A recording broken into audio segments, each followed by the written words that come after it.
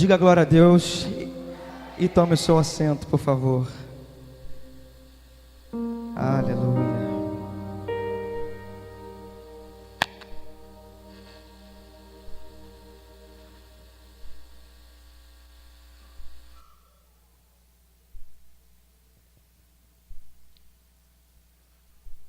Que presença maravilhosa é a presença do nosso Senhor Jesus. É a presença do Espírito Santo. Nós vamos fazer a leitura, tema dessa noite. Será que podemos abrir mais uma vez nossas Bíblias? No livro de João 15, versículo 16.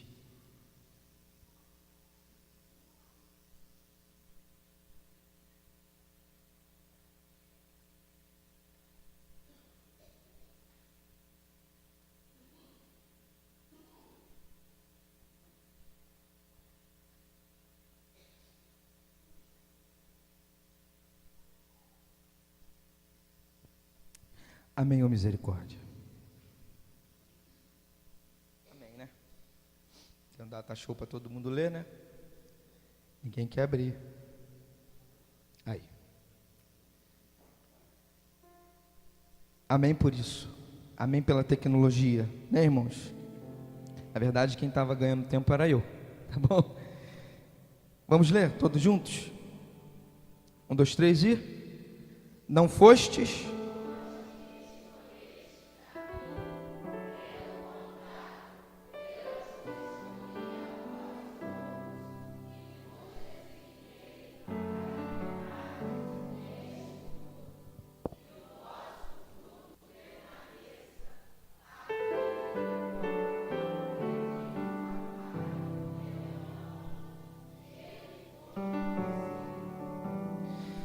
Deus, em nome de Jesus, Pai, já te agradecemos pela Tua presença poderosa, já te agradecemos por essa porta aberta, já te agradecemos, Pai, pelo sacerdote desta igreja, Pai, pelo pastor Mateus e sua família. Te pedimos, Senhor, que Tu fale mais uma vez nesta noite, Pai, que Tu use Teu servo falho, mas que Tu fales através dele. Possamos ser boca de Deus nesta noite. Perdoa nossos pecados em nome de Cristo Jesus, amém. Irmãos, eu confesso que eu já preguei algumas vezes, bastante vezes, melhor dizendo, mas desta vez eu fiquei um tanto quanto mais apreensivo. E confesso que nas aulas de homilética eu tentei aprender o máximo a pregar, pastor. Falei, eu preciso aprender a pregar, porque o sacerdote de lá é uma pressão muito forte. É uma brincadeira que a gente faz pela admiração que nós temos. Para quem não sabe, pastor Mateus é meu professor. E, nossa, como eu bebo desse cara. Como é bom beber das verdades que emanam dele. Quanta sabedoria, quanto conhecimento. Mas aqui estamos, irmãos, para falar sobre Jesus. Não tem tema melhor para mim na Bíblia do que falar sobre Jesus. Eu fico triste quando o Ministério Cavote sai. A gente costuma sair bastante igrejas e infelizmente tem igrejas que a gente não ouve o nome de Jesus nenhuma vez. A Bíblia é tão grande, tão extensa, né? Eles falam sobre todos os assuntos da Bíblia, menos pronunciar o nome de Cristo. Isso me entristece, porque isso foge totalmente do plano de Deus para nós. Em Jesus está todas as coisas, em Jesus nós podemos frutificar, amém ou não? Irmãos, eu vos escolhi a vós outros e vos designei para que vades e deis frutos, e o vosso fruto permaneça. Se a gente reparar, nós já começamos privilegiado. Eu vos escolhi. Irmãos, Ser escolhido por Deus é um privilégio muito grande. E essa escolha aqui que Jesus faz nesse contexto, ela se estende para todos nós. Olha que notícia boa. Eu e você fomos escolhidos por Deus, pelo Pai, pelo Filho, pelo Espírito Santo, para frutificar. Olha que verdade linda, irmãos. Se a gente for pegar em toda a nossa peregrinação aqui nesta terra, a gente vai ver que na maioria das vezes, quando fomos escolhidos, nos sentimos muito bem. Por exemplo, no emprego, quando passamos numa entrevista onde tem várias pessoas concorrendo, não é bacana quando tu é escolhido, bicho? Tu passou, tu foi escolhido. Na pelada do futebol, quem joga bola aí, levanta a mão. Tem pouco peladeiro aqui, não dá nem pra bater um time contra, né? Na pelada do futebol é tão bom quando a gente é escolhido pelo primeiro, né? Quando vai ficando por último, igual o nosso amigo William, rapaz, a gente fica triste pra caramba. Rapaz, quando a gente é escolhido por primeiro, a gente fica feliz demais, porque é boa essa sensação. E Jesus fez essa escolha para nós. Só que é bem verdade que muitas das vezes não é a escolha que muitos gostariam, porque dá trabalho, porque requer, porque é preciso abrir mão, é preciso renunciar nosso eu. A gente só fica agradado de ser escolhido quando é para ter bênçãos, quando é para ter vitória, quando é para ser igual Davi, vencer o gigante.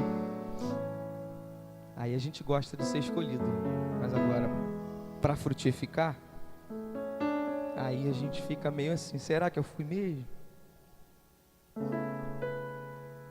De uma vez por todas, você foi escolhido para frutificar. E através desses frutos virão bênçãos também, vocês vão ver.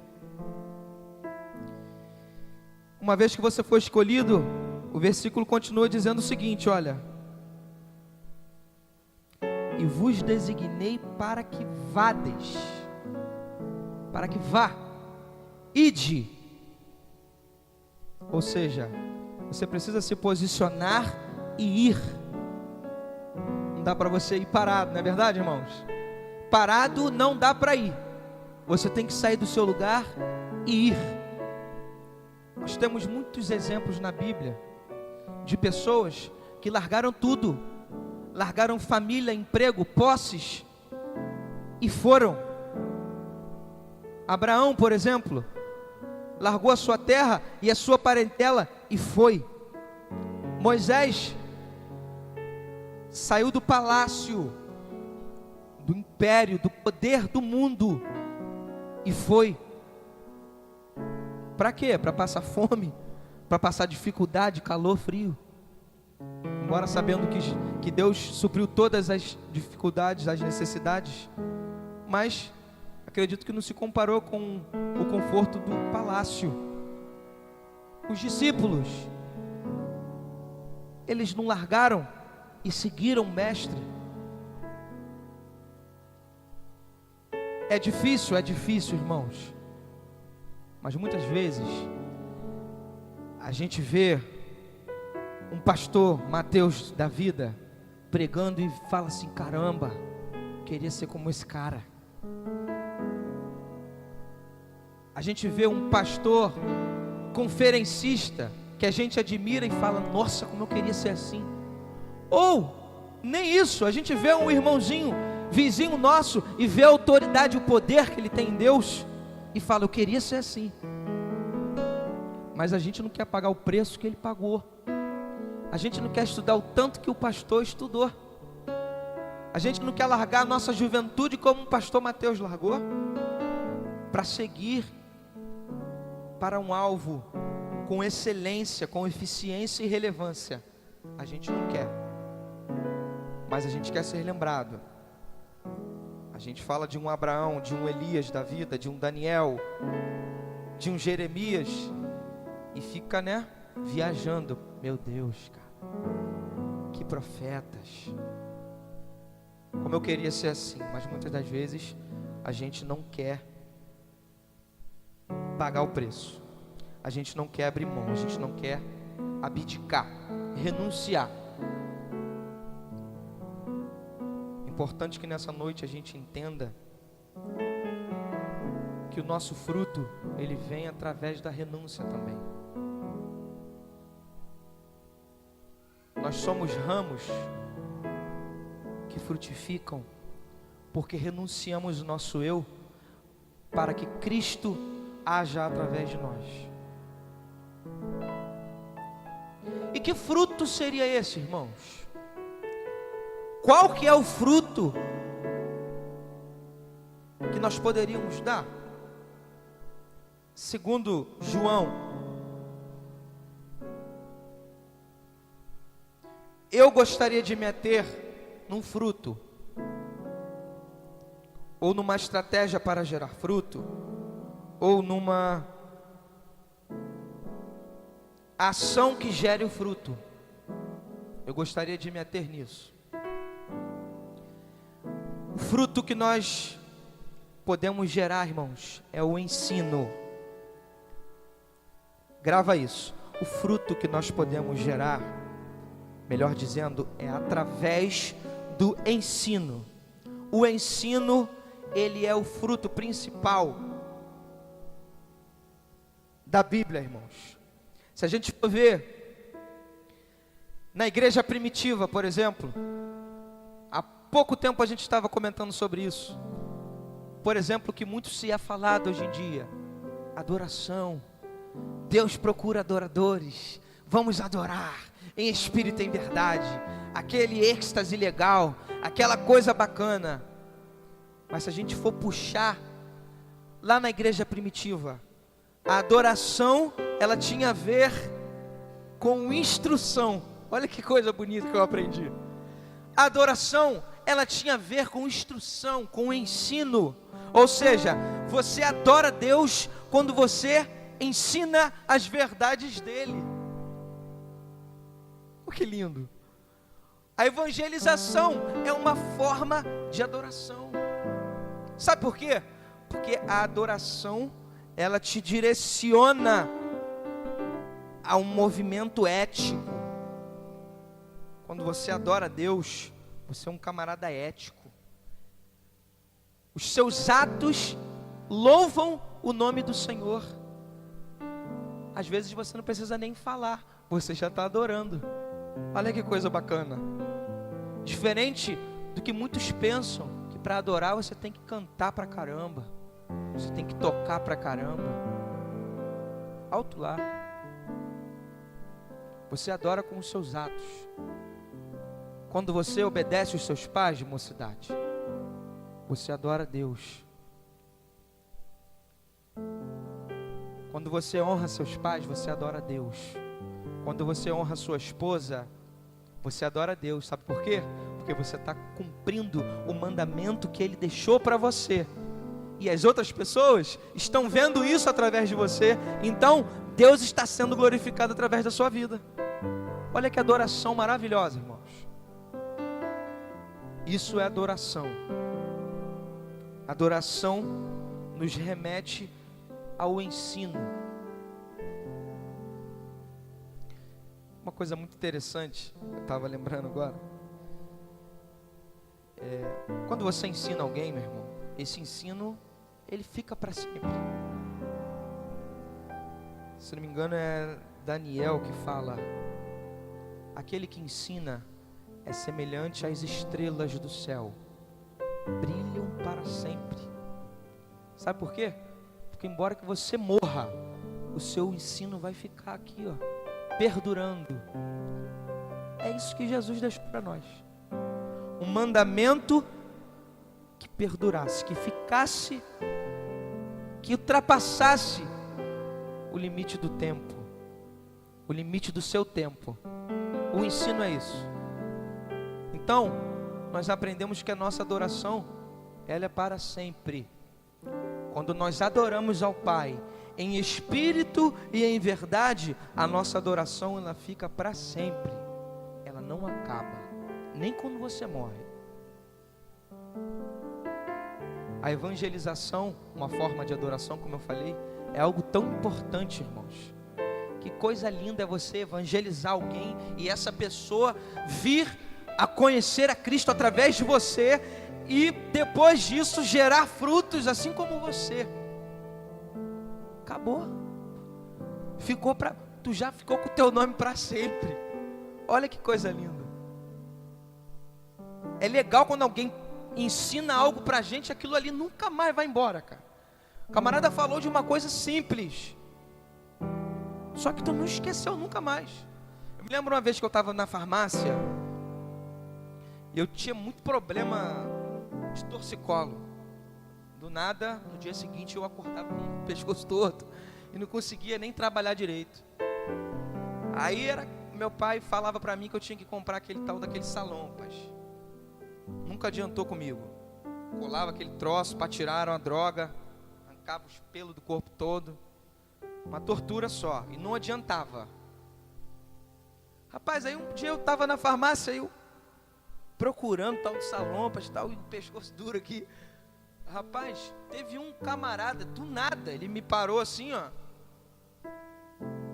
Meu amigo, tá com o pescoço duro? Falei, tô. Torcilax.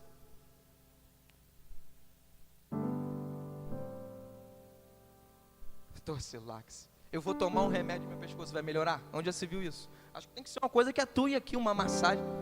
Aí, ele não só falou, mas ele explicou. Falou assim, ó cara, quando tu tá assim é porque os teus nervos, os teus músculos, eles contraíram dessa forma. Quando você toma o Torcilax, ele solta. Me convenceu. Explicou tão bem pra mim que me convenceu, cara. Falei, caramba, bicho. Comprei. Cara, eu tomei esse remédio, não estou dizendo que ninguém tem que tomar aqui não. Até ouvi dizer que ele faz mal aí pro fígado, não sei. Não é bom tomar muito. Mas eu sei que eu tomei o remédio. Em 30 minutos, o meu pescoço melhorou na hora. Aí chegava em casa, quando eu chegava que meu avô estava com o pescoço duro, eu, Torcilax. Eu ficava procurando, tá com o pescoço duro? Torcilax. Fulano, dor na coluna, Torcilax. Rapaz, minha perna, Torcilax, cara. Rapaz, eu espalhei aquilo ali de uma tal forma, sabe por quê? Porque fez tão bem pra mim, cara. Eu passei pra todo mundo. Na verdade não foi o que ele falou, foi a forma com que ele falou. Muitas das vezes a gente poderia nos dedicar um pouquinho mais na forma de ensinar. Meu irmão, Jesus salva, vai com Deus. Jesus te ama. Quem faz o papel não somos nós, irmãos. Definitivamente é o Espírito Santo. Mas a gente pode ajudar, não pode, pastor? Acredito que se a gente explicar quem foi Jesus, o que ele fez por nós, e cantar esse hino aqui, eu quero conhecer Jesus, meu irmão, já era. Vai ser Torcilax para tudo que é canto. O camarada vai querer falar, ó, Jesus morreu por você, ele quer te salvar, ele te salva. E vai ficar para sempre, hein? O Torcilax está aqui para sempre, irmãos. Achei engraçado que eu escrevi aqui no sermão. Eu vim escrevendo os tópicos. Tem um tópico que eu botei assim, pastor, Torcilax. Tópico da mensagem, Torcilax. Que interessante, né? Então são exemplos rotineiros, irmãos, do nosso cotidiano, que a gente pode ver que na verdade transmitem uma verdade muito importante que a gente pode trazer para a nossa vida ministerial. Porque todos nós temos um ministério aqui. Todos nós, eu e você temos um ministério muito grande. E nós somos tão felizardos de ser escolhidos por Deus, irmãos. Esses dias a gente estava conversando a respeito de João Batista. O João Batista, ele foi considerado pelo próprio Cristo o maior dos profetas. Foi isso, pastor? O maior deles. Nascido de mulher, o maior dos profetas. Sabe por quê? Sabe qual foi a mensagem dele? Sabe qual foi o trabalho dele nessa terra? Pregar sobre Jesus. Eu e você temos a oportunidade de ser o maior, de ser especial na mão de Deus. À medida que nós falamos do amor de Cristo, nós nos tornamos grandes como o Pai, porque nós estamos numa causa muito importante, uma causa que pode salvar, curar e libertar vidas. Quando falamos sobre isso, e João Batista, ele foi o maior dos profetas. Eu e você podemos ser igualmente. Fico pensando o que Elias não daria para ter conhecido o Messias, cara. O que Daniel não daria? O que Jeremias não daria? Isaías. O que Isaías não daria para ter conhecido o Mestre, irmãos? E eu e você temos a oportunidade e vamos levar isso adiante, amém ou não? Vamos frutificar através do ensino, amém ou não? Gostaria de deixar um exemplo também,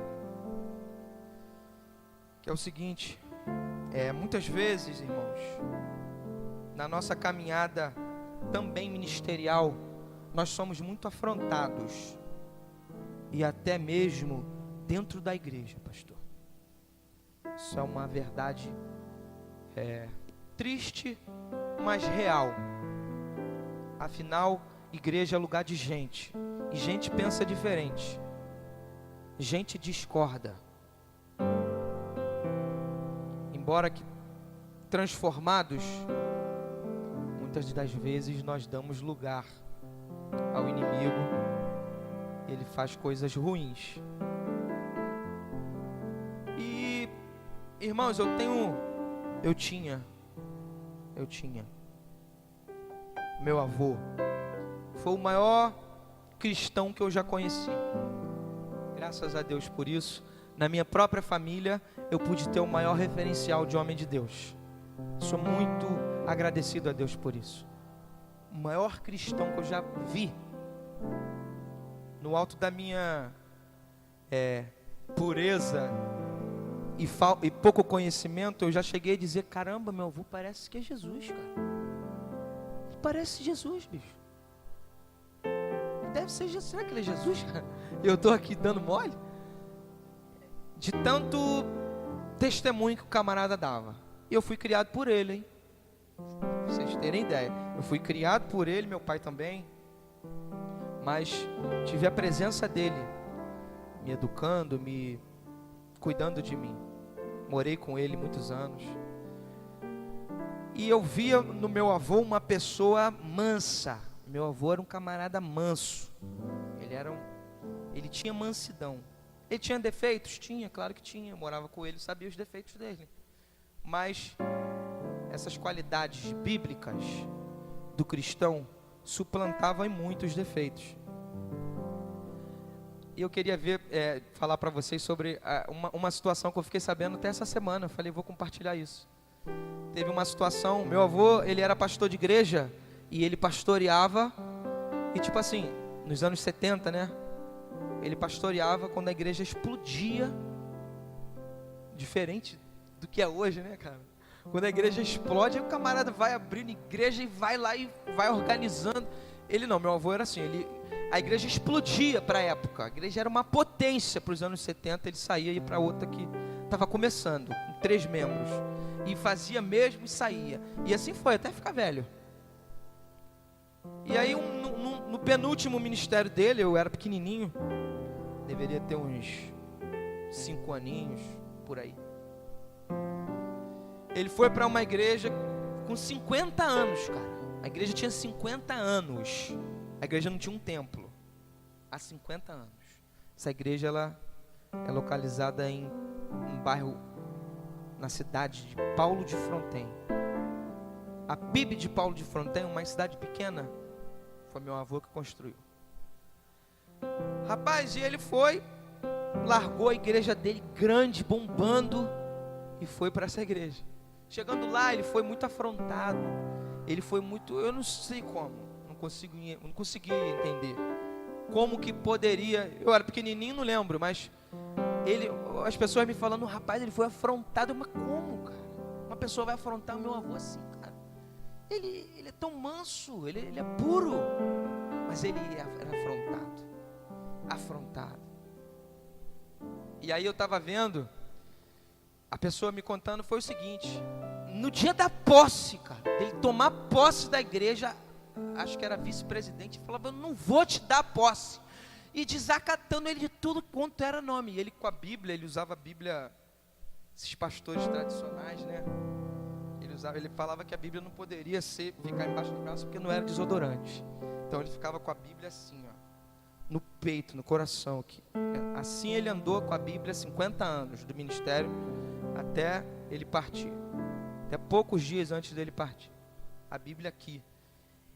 E a moça falava, eu não vou te dar. E o outro rapaz aqui com ele, que estava do lado dele, vamos dizer assim, tu tem que dar posse para ele. Mas eu não vou dar, mas tu vai dar, ele foi eleito, e não sei o que, aquela coisa. E meu avô calado. E aí, rapaz, resumindo, deu a posse, né? Já que vocês querem a posse, eu vou dar a posse para ele, não sei o quê. Deram a posse para ele. Meu avô, calado, rapaz, manso. Como eu queria ser manso assim, irmãos. Como eu queria. Mas estava calado, ficou, recebeu a posse. Minha avó muito braba, já era o oposto dele, eu acho que eu puxei um pouquinho ela. Rapaz, minha avó sanguínea toda a vida, bicho.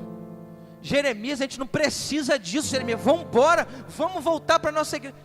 Eu tenho uma missão aqui e vou cumprir. Quem me mandou foi Deus. Rapaz, e ficou. Eu sei que no passar dos tempos, foi passando os anos, não tantos anos, começou a construir. Irmãos, não sei dos detalhes, só sei que aquela mulher que não queria dar posse, procurava ele para doar coisas para a obra.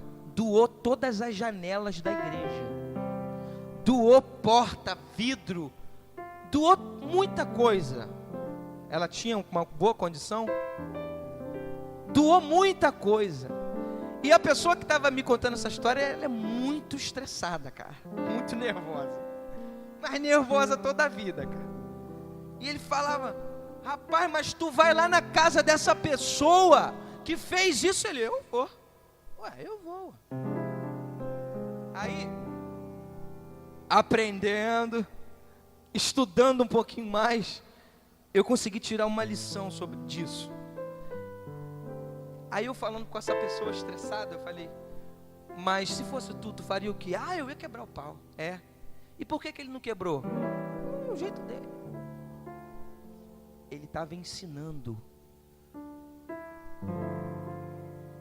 Ele estava evangelizando ali.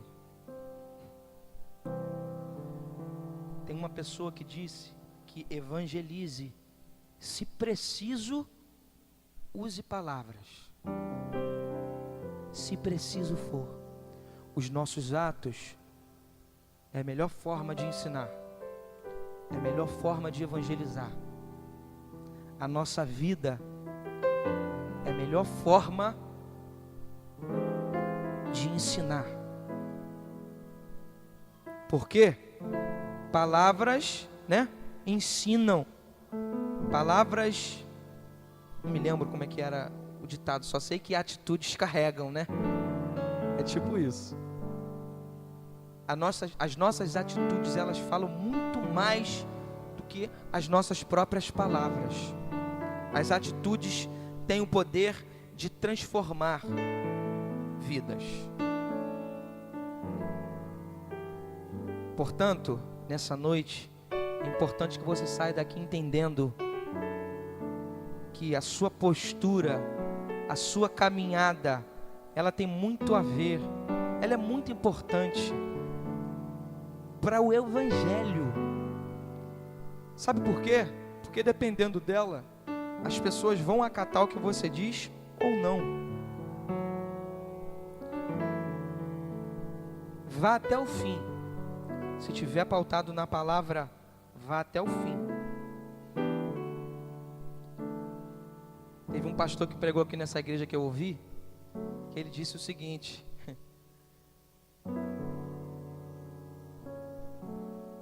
cuide da sua devoção, cuide da sua vida com Deus, e a sua reputação. Garoto, esse cara é top demais, cara. Eu quero ficar. Meu sonho era ser ovelha dele. O meu sonho era ser dessa igreja aqui. Meu maior sonho. Meu irmão, da sua reputação cuida Deus. Amém, irmãos?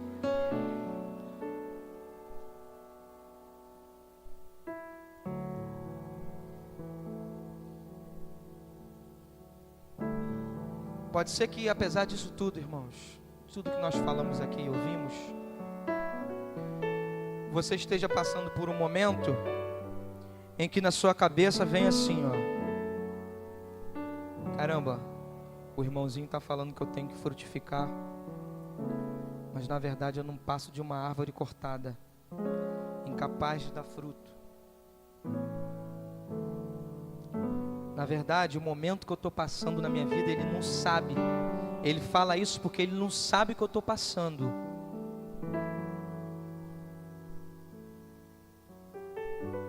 Os meus ramos estão mortos,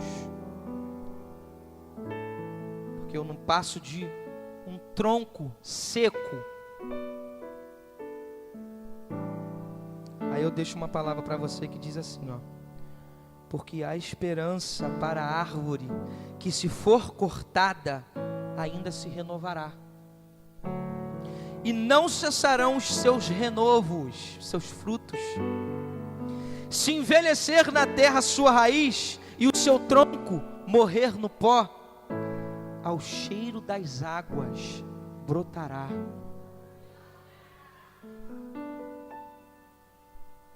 Você conseguiu entender o tamanho do milagre? O tronco está cortado e seco, não tem água, somente o cheiro das águas.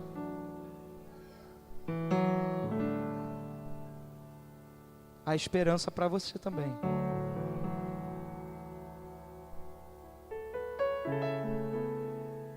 Você pode ficar em pé?